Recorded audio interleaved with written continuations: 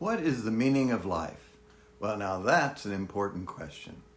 Hello, I'm William Isley, and welcome to Thinking Wisely with Dr. Isley, where we learn to live wisely by thinking wisely.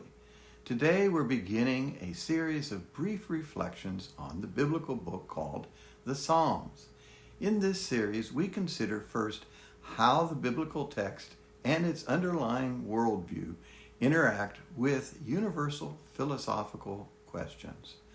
Also, we will see how the Psalms worldview touches our contemporary lives at their very heart and instruct us how to think and live wisely.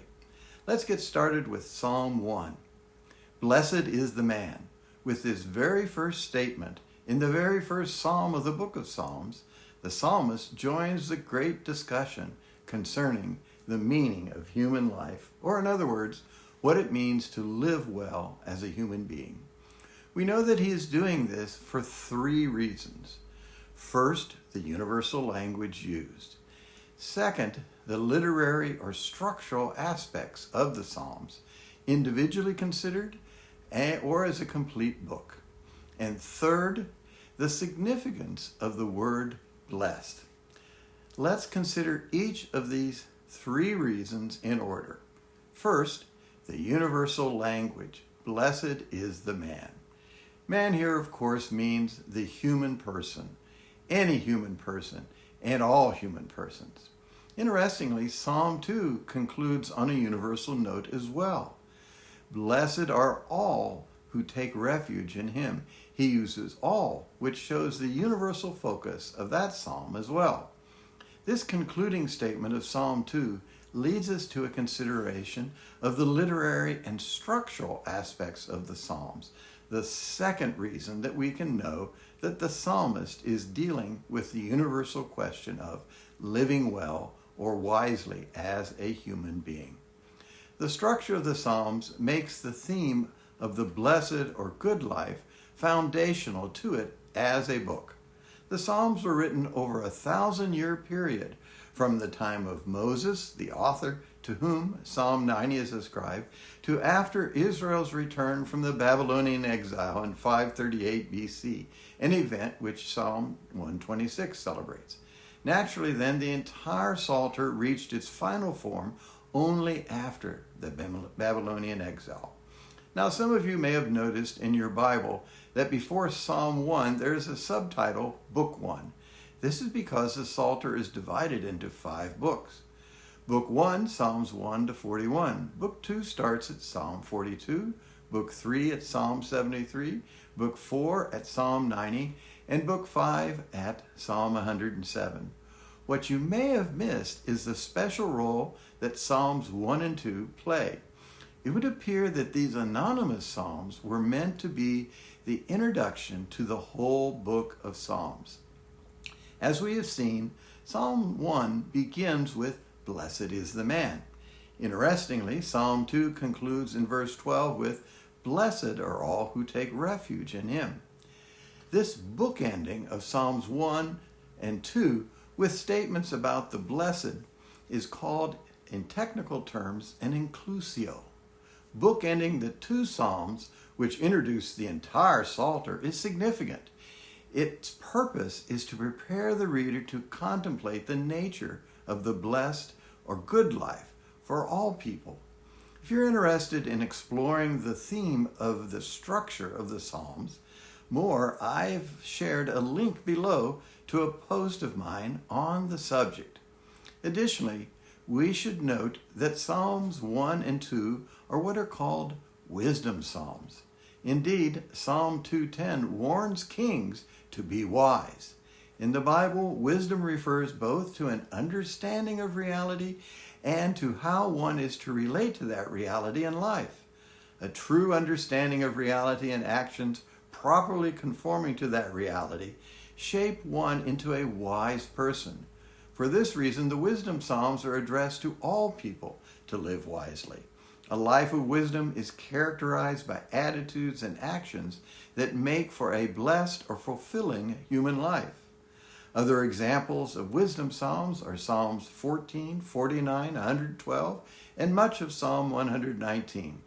Without denying that the Psalms is a collection of prayers and hymns to God, often of an intensely personal nature, the very first line in the book is, "Blessed is the man."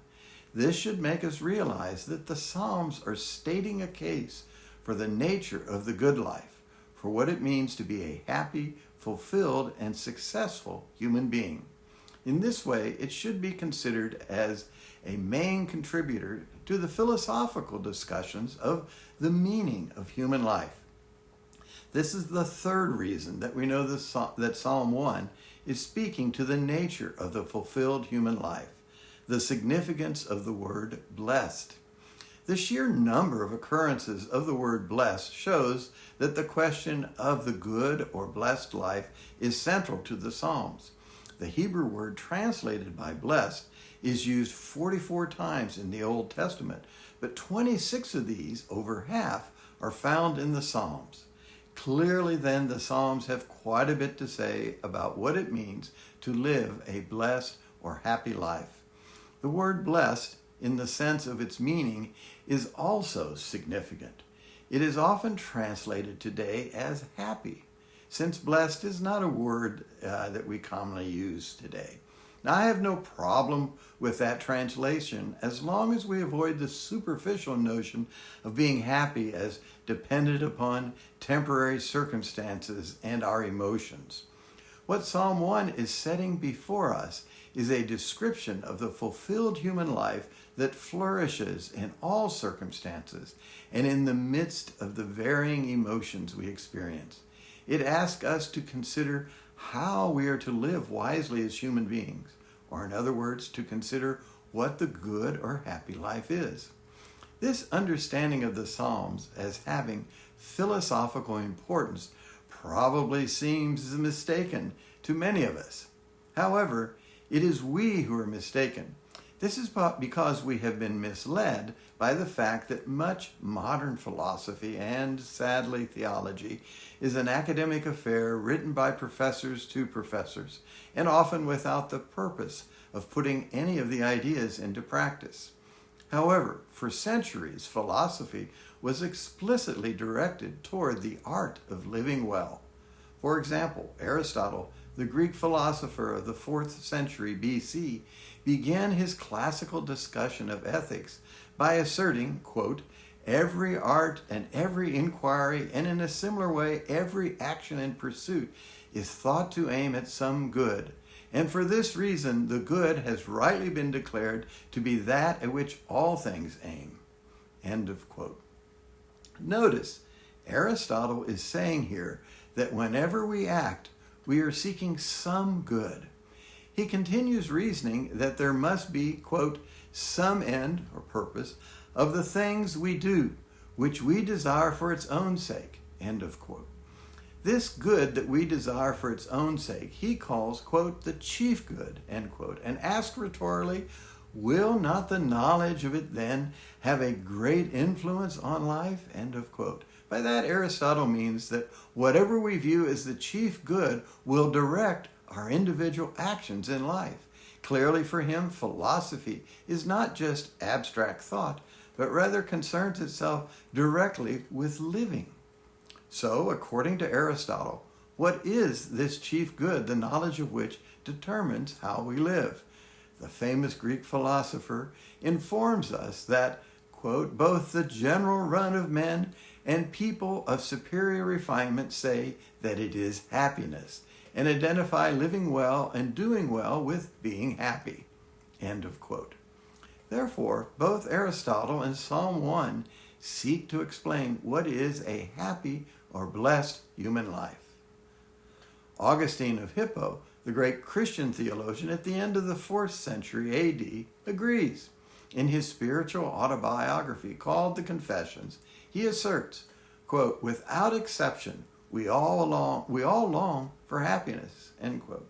In addition, Thomas Aquinas, from the 13th century, and arguably the greatest thinker of the Middle Ages, reasons as well that happiness, quote, "is the last end," you might say the ultimate purpose, of human life, end quote. Finally, and famously in the 20th century, in contrast to the academic philosophy of his time, the French writer Albert Camus argued that the fundamental philosophical question is whether life is worth living. So notice how all of these philosophers and theologians are very concerned to discover the meaning of human life and how we are to live. Consequently, we should not think of theology and philosophy as containing merely useless theoretical ideas. Great philosophy and theology want to help us understand and live the blessed or happy human life. However, the problem, as Aristotle notes, is that, quote, with regard to happiness, they differ, end quote. Indeed, Augustine goes so far as to confess that because men regret true happiness, he cannot say without qualification that all men desire happiness. And Thomas Aquinas examines extensively several false views of happiness. Clearly, then, the happiness is a fundamental philosophical and theological issue. The challenge is to determine what true happiness is for human beings. In our next video, we shall look at what Psalm 1 contends is the happy or blessed life. Please feel free to make comments and ask questions in the section below. In the meantime, before the next video, why don't you reflect on your choices by asking this question: what is the good that I am seeking in my actions and ultimately the good of my life as a whole? Also, if you're interested, please subscribe to get notices of the publication of these videos. Thank you for listening.